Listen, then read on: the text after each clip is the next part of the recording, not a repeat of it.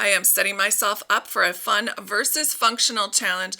I love these inserts, we all know that, but a lot of people think that because the artwork's already on them, that we can't make them completely functional. 6 columns just set up with 7 boxes each, and then I even had room on the bottom for some extra tracker space. I did split the last column from Sunday and Saturday, but look at all the space I had. Even with 7 activities on a Tuesday, yep, that's how we roll these days, I still had room to put all the things I need to get what I need done. I have check boxes on each single day, and I do even have the trackers on the bottom. So there you go, totally functional. But now let's go ahead and have fun with our next layout.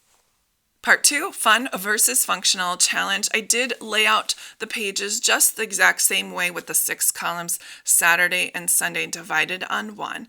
And I got to thinking about what makes a fun versus functional layout different for some people. And I believe it's because of the structured nature of the functional. Everything is nice and square and tidy, and fun to me blurs the lines sometimes between days and using stickers in a way that they are meant to be. Like, say, for instance, you have a circle sticker like I do have on Tuesday. I use them as decorative sports balls to highlight the activities that we're in.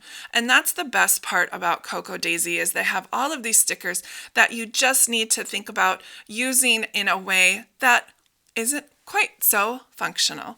There you go. There's my fun layout. I still have plenty of room for all of my activities and lists for the week, and it's super cute too.